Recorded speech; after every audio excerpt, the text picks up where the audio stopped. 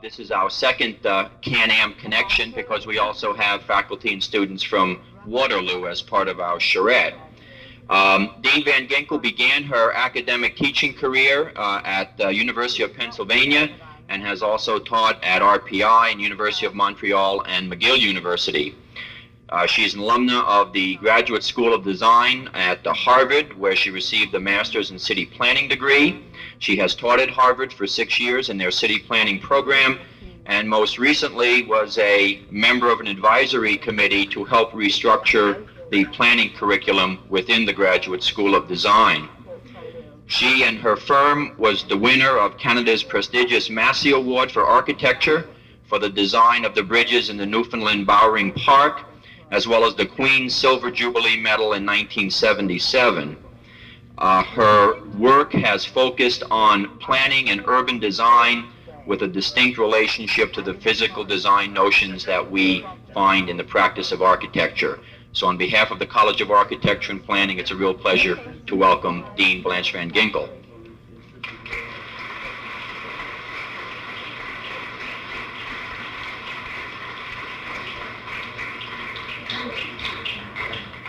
I think the question today is whether we, as architects and designers in the city, pay homage to the past by imitating symbols, or by discovering the more fundamental principles which generated the symbols.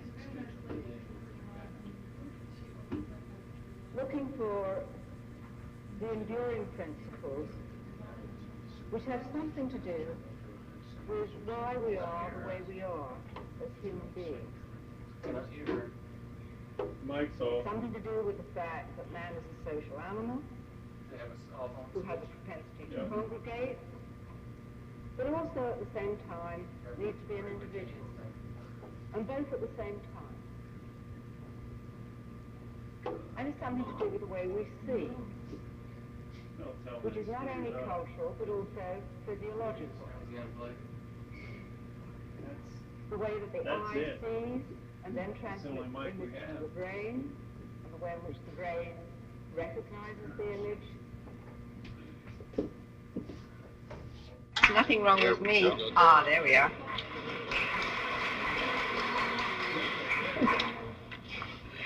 Well, I'm sorry, that starts very ungraciously. Thank you.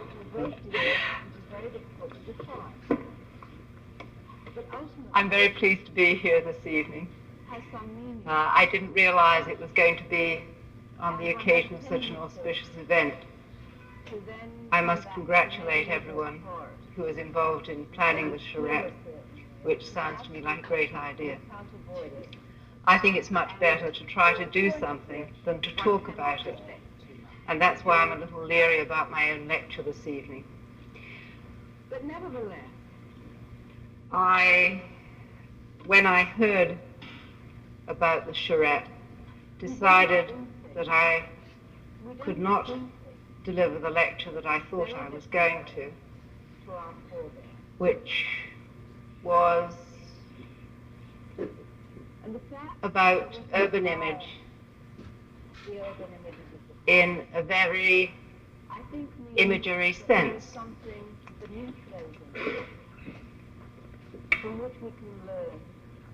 I'm not quite sure why several months ago I thought that urban image was something interesting to talk about.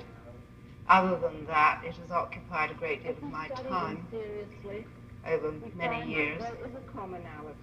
But I had been thinking at that moment of it in terms of the picture image which frequently is conjured up, concerned with the significant image which one associates with a city.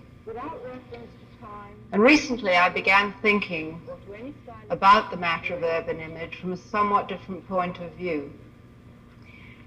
It was partly because of your charrette,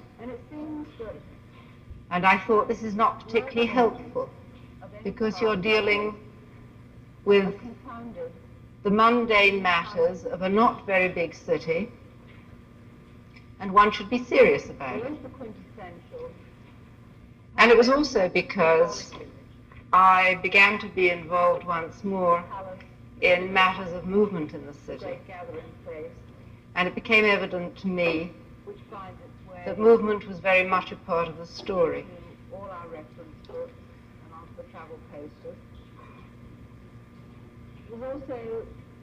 When most people, maybe not architects, but people in general, think about a place,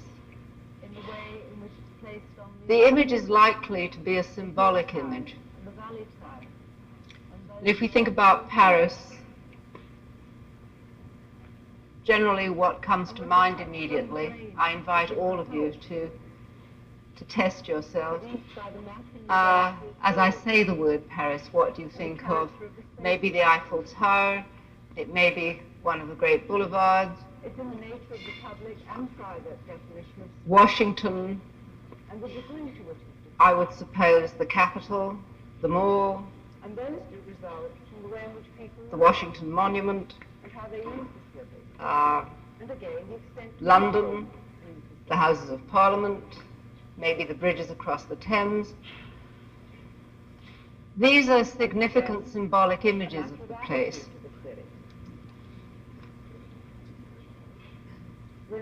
But is that all of it? Is that the true image of place? In some cases, I have a tendency to think of the superimposition of images. And it may be because of my own formation that I will superimpose what is essentially a plan view on that symbolic image. I will always think of the Piazza San Marco, for instance, both in plan and in its view from the water, because they're inseparable. One might say that the urban image is very much Similarly, I'll think of it does represent the Amsterdam life. in terms of the rings of canals, It's the intangible which, design because it's such an evocative plan, behind the walls and in the streets, whose purpose and it's also is borne out of every by your walking through the city. is on the doorstep You sense the plan as you walk. and in the public places. So it's more than Our everyday task. one instance and one event.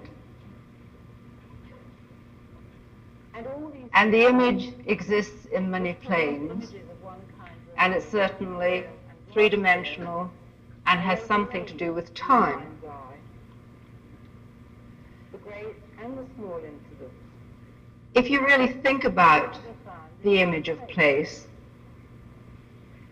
it isn't a superficial image, and it's not the tourist view or the public relations view, Of City Hall and of Main Street. the singular building that you see on the poster which advertises the place. You'll recognize the place because of that image. But if you search for what that place is about, which is the real matter of imagery, I think it goes much deeper than that. The soloist supported by a well-tuned orchestra.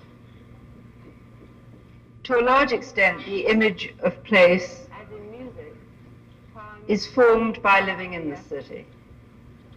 and time And there's something behind or around or under that central symbolic image.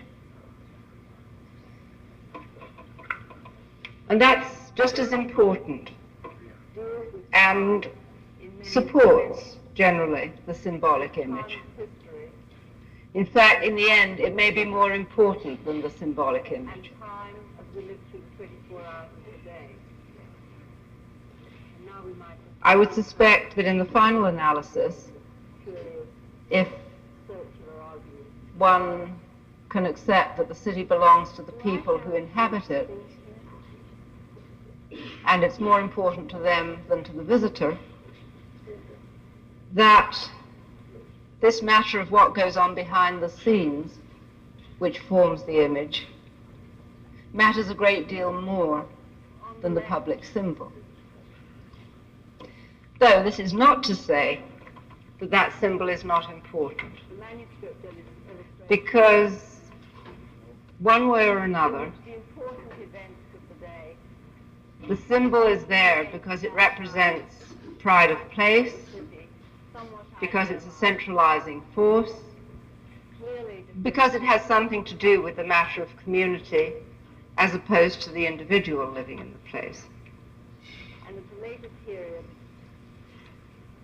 the other painterly views of what a town is. There have been different perceptions It is, of course, painters and sculptors of the urban who most image frequently can distinguish in recent times, which has conditioned a good deal of our thinking, which has influenced many of us, both teaching and in practice.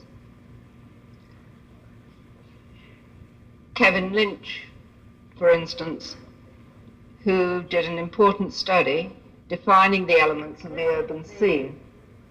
image He was responsible of town for enclosure. an analysis which began to codify Jerusalem on the left, way that we might the Holy City, look at the places in the city, with many meanings in the enclosure. and as a result of that experience, And on the right, examine the way in which we design new ones. He made us aware 45 of the edges and the paths and the nodes and made us think about them as elements. and also in terms of the sense of the church. So, Other people who come to mind who had a strong sense of imagery images were Tony Garnier, provided who had an image of the industrial city and a well-ordered life, and Norman Bell Geddes, whose image of the city of the future was the essence of what were then new theories of space and time and relativity. of New York. His images, I think, have been forgotten in recent years, but I think they were very significant in their own time, and particularly because In Kent, they were a very hopeful image. and on They the were right, looking to the future, not only being in industrious, a mechanized and technological fashion, although they were frequently interpreted as such, sensual. but they were full of hope for a new and beautiful future. And this, of course, is important to us, and particularly important to those of you in the audience who are a great deal younger than I am, Town protected by because as architects and designers, houses lighted on the water. if we don't have a vision of the future, we have nothing. And this is why, also, I choose to talk about image. Ebenezer Howard's vision of the Garden City, for example, which exemplified On the right, simple the pleasures image of Venice. and a sort of pastoral romanticism, which is almost the other side of the coin This is Venice to too. Tony Garnier and Norman Bell Geddes, This is but how one lives in Venice. no less important to us. Not only Louis Kahn, who was perhaps not truly an urbanist, but and the great mercantile. nevertheless he had an image of the city. Some of you may remember his sketch of a plan for the center of Philadelphia, Hundreds or thousands in which he endowed the structures with a very strong purpose. He almost transferred human qualities to the buildings. As he always used to say, buildings are what they want to be, and the parts of the buildings are what they want to be. And consequently, the city is what it wants to be, which becomes a circular argument. But in this case, in Philadelphia, what he drew was a city that wanted to be in movement. And I think this is an important lesson to learn too, that we don't stand still. And both together are truly the image of Venice. Le Corbusier was a curious urbanist. On the one hand, he was carried away by the idea of the radiant city, in which the sun was of overwhelming importance, in which the sun was a symbol of life. And on the other hand, he wanted to recognize the complexities of interaction of the Kasbah. And he never really resolved this dichotomy. But nevertheless, many of us learned a great deal from the struggle. My partner, Sandy Van Ginkel, before we became partners, drew the strength of his plans for the new towns in the Netherlands from the newly made land on which they were to be built, the reclaimed land of the polders. And their image derived very much from the flat, clean plain, from the sweep of the new landscape, and the human demands of working that land. But with plenty of people, which is complementary to the street which runs off it, also built. There is a rather commonly held view today that the city the everyday place and the once in a while place should make very explicit references to the past in such a way that it will very strongly condition its image. There are references either to the past of that city itself or to the past of other places and other cultures.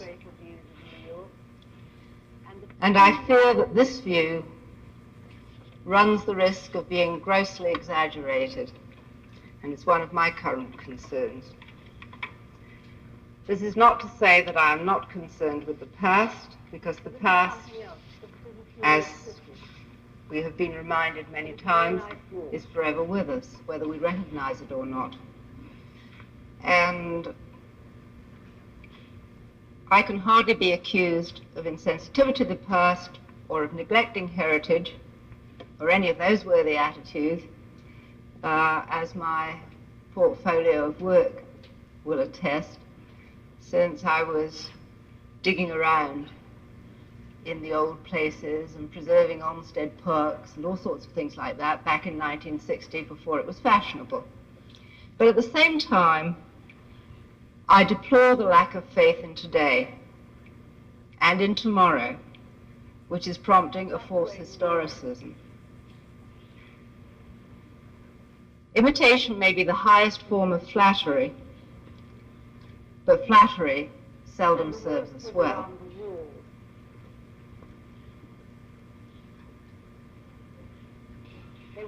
I think the question today is whether we, as architects and designers of the city, pay homage to the past by imitating symbols, or by discovering the more fundamental principles which generated the symbols. Looking for the enduring principles which have something to do with why we are the way we are as human beings. It's something to do with the fact that man is a social animal who has a propensity to congregate, but also at the same time needs to be an individual, and both at the same time. And it's something to do with the way we see, which is not only cultural but also physiological. It's the way that the eye sees and then transmits image to the brain, and the way in which the brain recognizes the image, and the fact that we see as we move, we see in motion. And all these messages add up to a great deal which is very difficult to define, but ultimately has some meaning for us.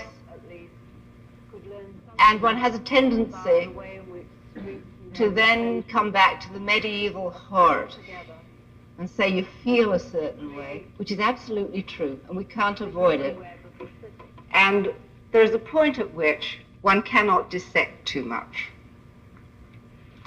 This isn't the city either. But nevertheless, You probably all recognize where it is. we don't do things, we don't see things very differently to our forebears. And the fact that we can admire the urban images of the past, I think means that there is something beneath those images from which we can learn in a deeper sense As you all know, that roof than simply the formal admiration of them. and it's the urban scene in miniature. If we study them seriously, It's a small we find that there is a commonality in the organizing principles of geometry, for instance. connecting There is still the magic of the right angle and of the for circle, a small community. and the proportional relationships Sense of urban in the place, golden section, for instance. notwithstanding, And they recur through the ages, separated from the ground. without reference to time, to place, or to any stylistic consideration. Instead of the walls of houses and public buildings. And it seems that It still works the urban images as urban. of any time or place are compounded of many kinds of images. Because There is the quintessential public and symbolic image, house, the palace, the church, of views, the great gathering place, and the incident which finds its way significant elements into all our reference books and onto the travel posters. housecape in miniature. There's also the image of the city which derives from its geography and from its terrain. The different quality in the way in which it's placed on the earth. And on the right is Los Angeles. The hill town and the valley town and those that are on the water edge. It becomes an abstract. And there's the texture and the grain of the city as a whole, produced by the massing and the density of buildings and the character of the spaces between them. These are two photographs of It's in the nature of the public and private definition of space and the degree to which it's defined. And those result from the way in which people live from the and how they use the city, and again the extent to which they use the city. figurative movement crystallized into form. This again, Same way, a matter of attitude to the city. it's crystallized into form. René Dubos once observed that in Europe the roads lead to the cities, Another aspect, and that in America the roads lead out of town. the way in which public And if one is looking for differences, I think that life on this statement makes it very clear. The American city is not the European city, notwithstanding the commonalities in the roots of our culture separation from the private domain and at the doorstep. in the roots of our architectural form. So that one might say that the urban image is very much a compound image. Places to sit on the busy side It does represent the complexities of life and in the in all its contradictions. places to meet. It's the intangibles of life behind the walls and in the streets, And it's also the tangible evidence of everyday life, as we see it on the doorstep of the houses, on the streets, and in the public places. It's the way that we go about our everyday tasks. And the urban street could be taken over by children. And all these things, which produce images of one kind or another, small scale and large scale, are overlaid in the mind's eye. The great and the small incidents, all to be found in the one place.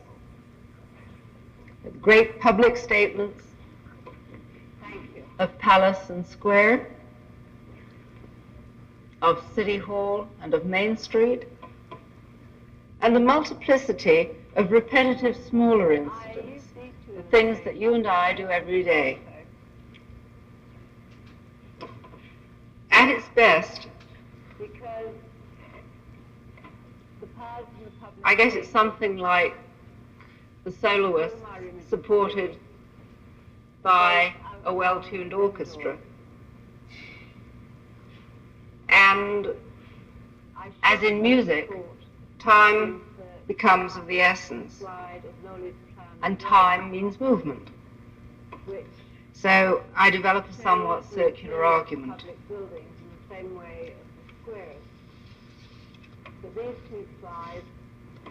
That the image deals with time in many of dimensions, both time as history and time as movement, and time as we live through the 24 hours of the day.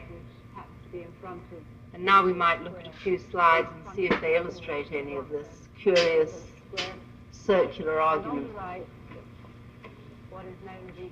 Do I have, yes, things here? The covered street, the interior street, which,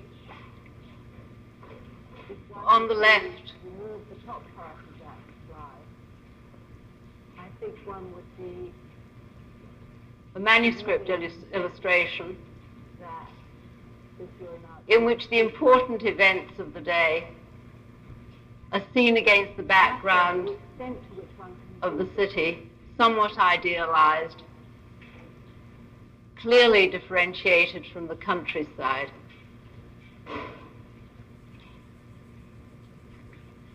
And at a later period, the other painterly view of what a town is like. It is, of course, painters and sculptors who most frequently can distill the image of city, even better than the architect does.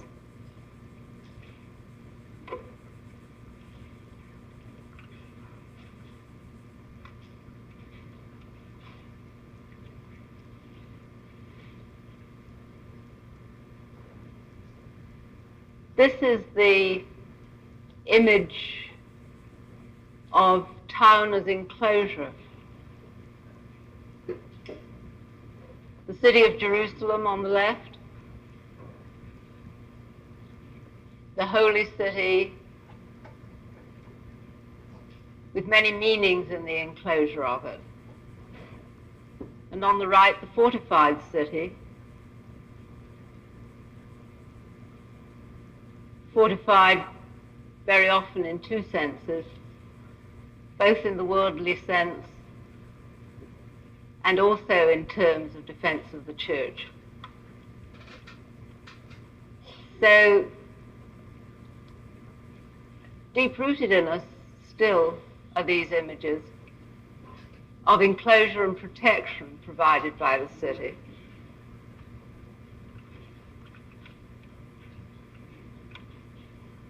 Oh, that's wrong.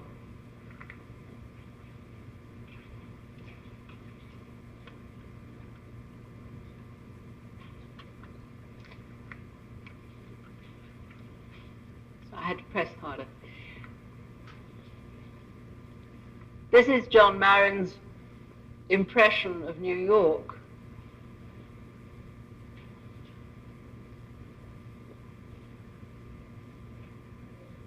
the image of the very lively, vibrant, going, intense,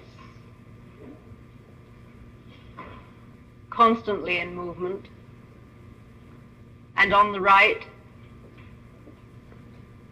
the enclosed, industrious street of the Dutch town of the 17th century.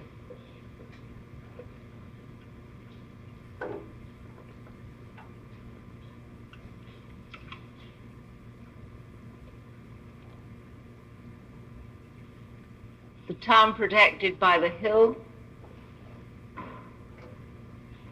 and the town whose life is on the water.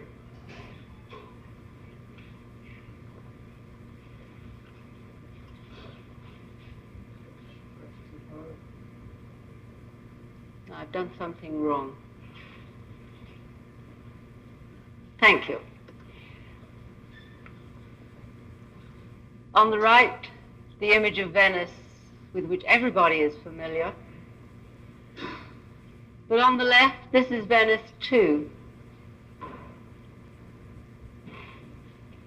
This is how one lives in Venice. It's not only the image of power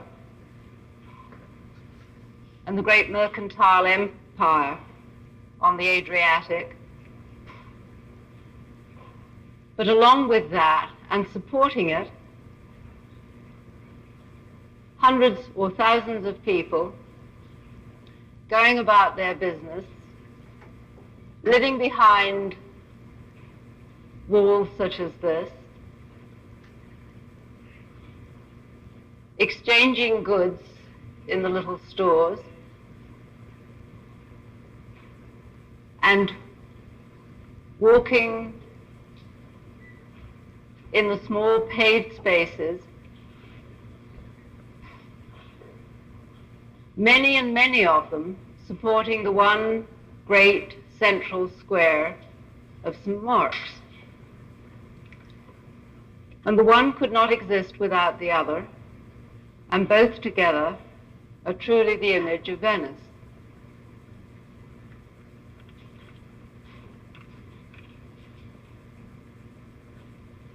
Similarly in Rome, the Piazza del Popolo, and where everybody goes about their everyday life.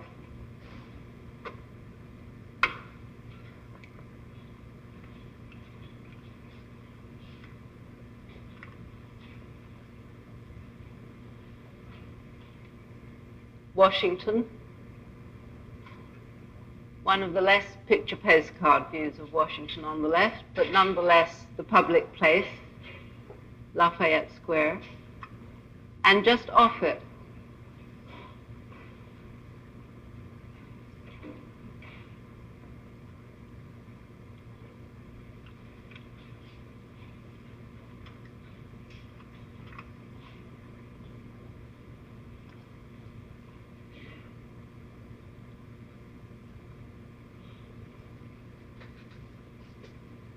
the public space, unfortunately filled with cars at that moment, but with plenty of people, which is complementary to the street which runs off it, also filled with parked cars. The two very clearly are part of the whole. The everyday place and the once-in-a-while place.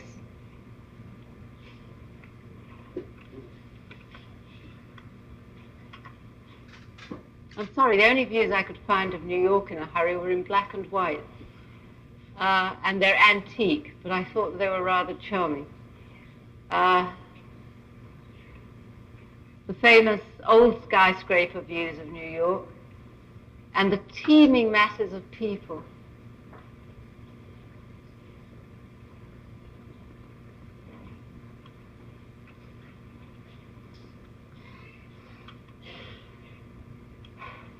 Now this is something else, because it isn't truly a city. but it's a very nice walk.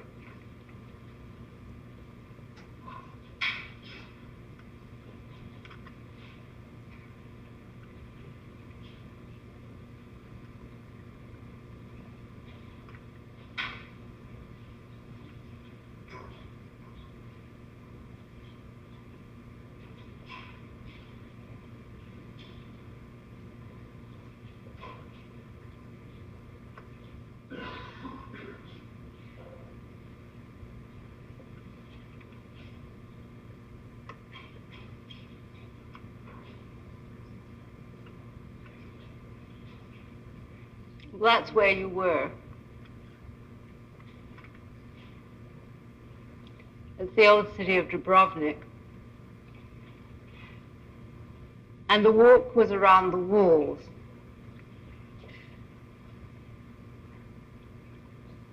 They weren't streets. They weren't main squares. But for me, it's a very good illustration of how the movement through the place says a great deal more than a single image does. And whether it was a walk around the walls or through the streets is not relevant. It's the superimposition and the connecting of spaces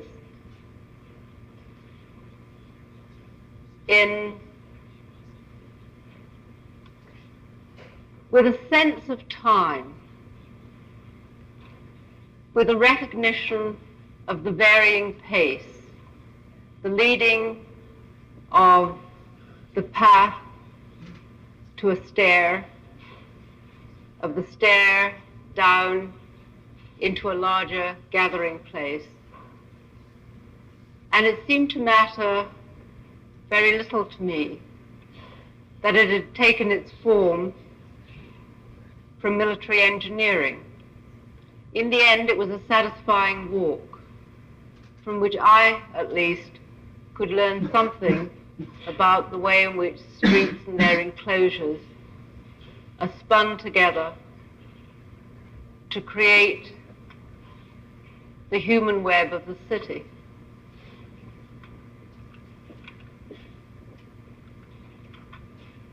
This isn't a city either. You probably all recognize where it is.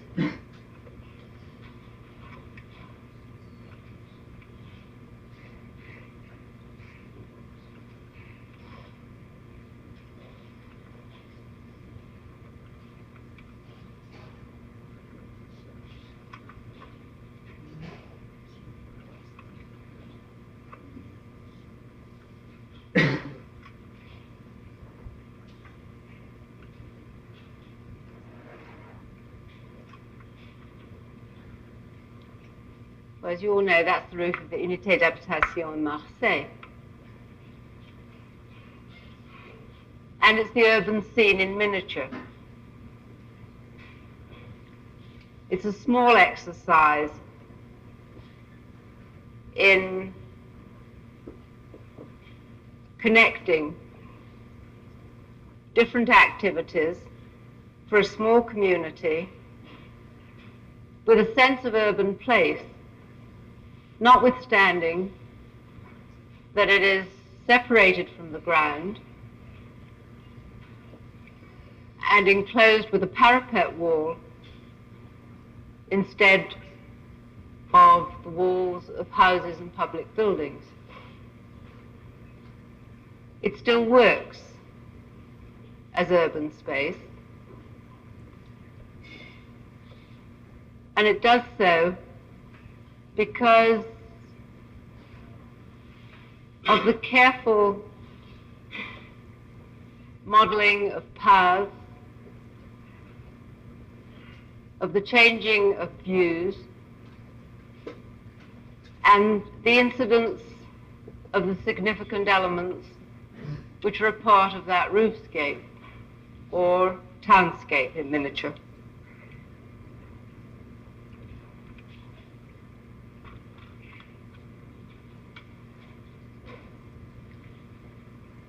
This is Los Angeles. And on the right is Los Angeles too.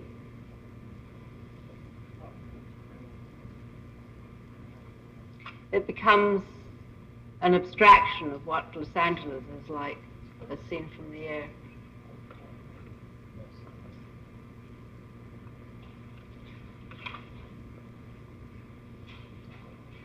These are two photographs of Herbert Matter, of patterns of movement.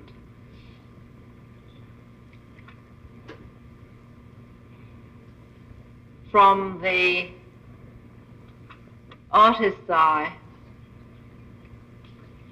the image of movement crystallized into form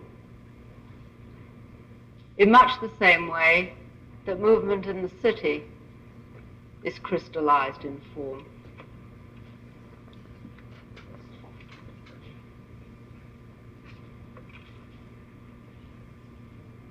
Another aspect of urban image,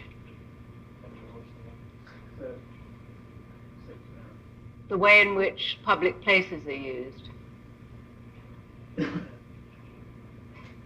life on the street, the secluded paths and places to sit,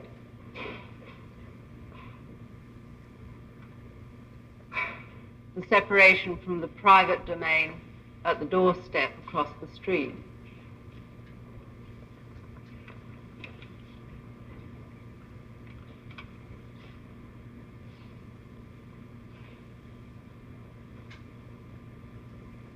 Places to sit on a busy sidewalk and in the urban park. Places to meet.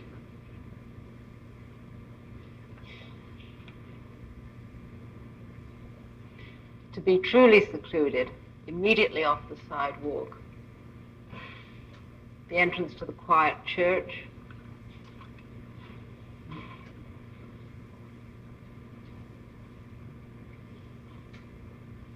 And the urban street, simply taken over by children.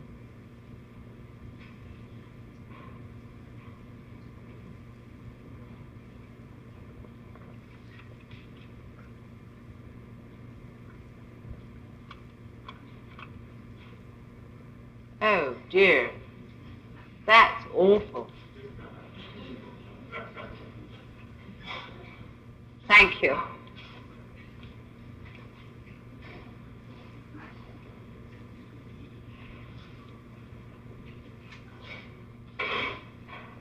I used these two illustrations, which are both from Toronto,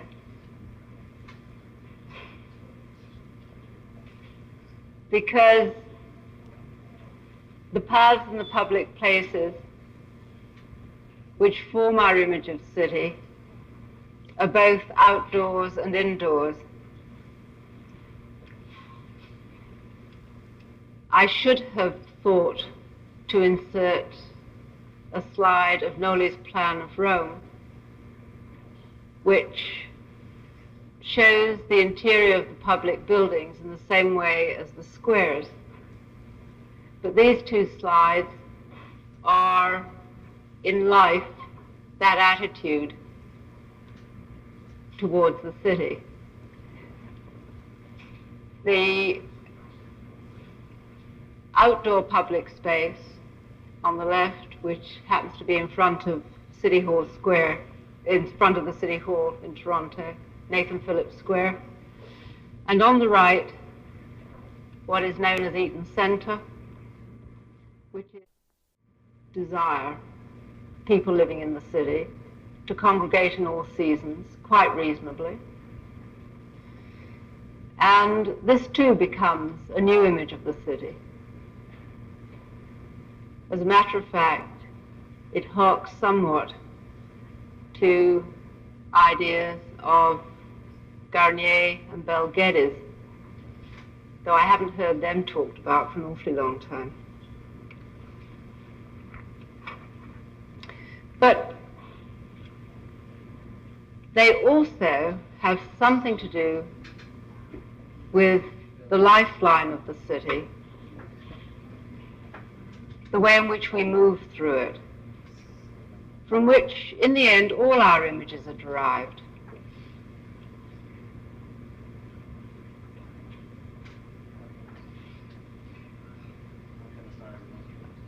We only see the city by moving through it, and that is how the composite image is formed from this superimposition of different images.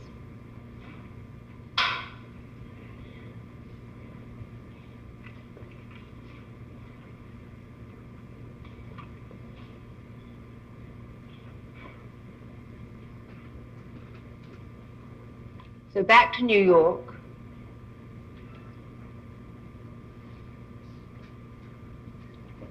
With the one image of the great towering city and the old brownstones.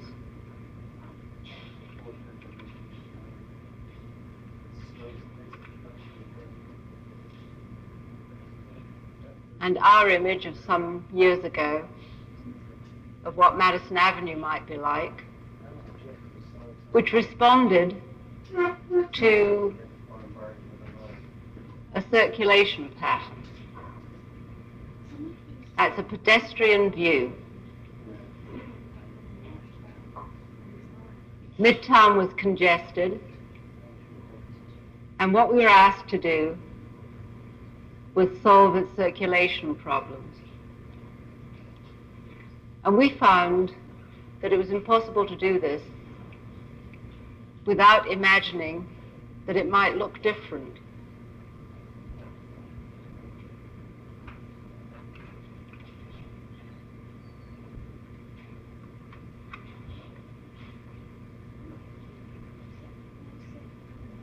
And these were our study plans,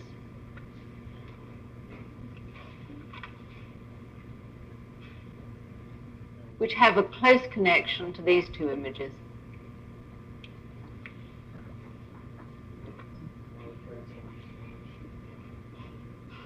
The exciting aerial view of where it's all at, Midtown Manhattan, and Mondrian's Broadway Boogie Woogie. And Broadway Boogie Woogie is truly the great image of the city, because it is the quintessential image of the city in motion. I'm not sure whether he intended it that way, but it's precisely what we were trying to achieve in our plan for Midtown Manhattan.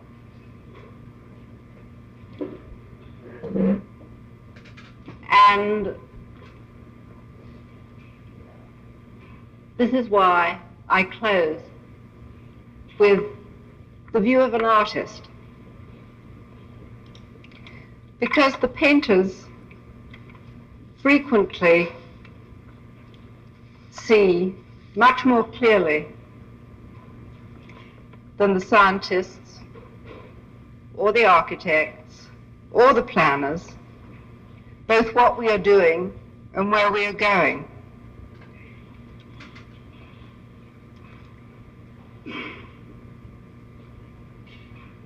This is not to say that we should throw out our curriculum, and I'm not suggesting that the charrette exercise should go to the museums and look at paintings in order to gain inspiration, because notwithstanding my saying that Mondrian has captured the spirit of the time and the image of New York,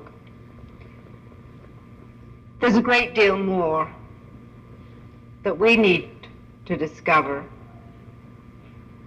to translate the way in which we live and the way in which we want to live, which becomes perhaps even more important, into built form.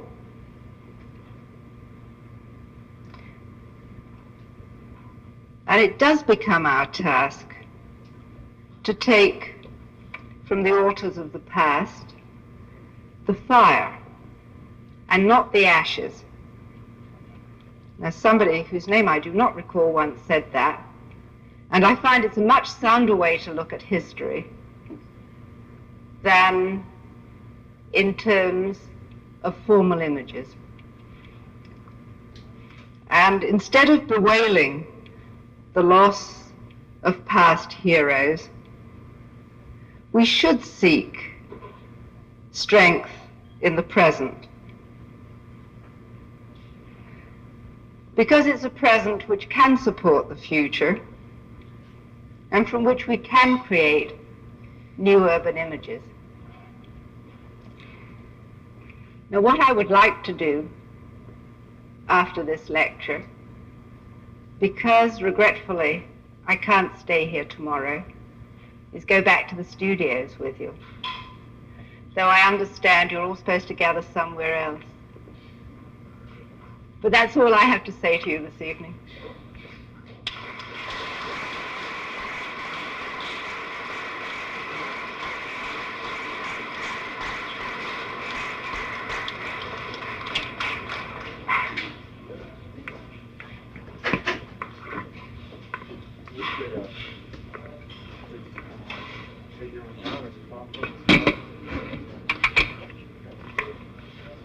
I think what we'll do is, if anybody has any questions for Professor Van Ginkel, they can ask them to her out here, and then certainly if you would enjoy going to the studio, we can do so, and certainly we would invite other people to come down and also see what's going on, since I'm sure the Charette studio will be open this evening, and we will also, of course, stop by at Butterfield, since we wouldn't want to make them feel bad either. Thanks very much for coming.